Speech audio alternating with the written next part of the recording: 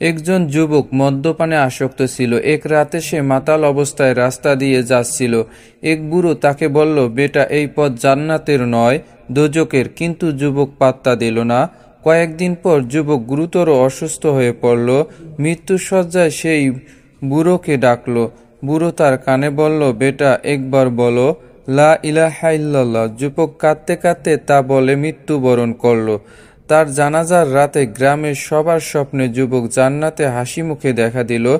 শিক্ষা, গুনাহ যত বড় হোক না কেন, তওবার দরজা কখনো বন্ধ হয় না। আল্লাহ অসীম দয়ালু।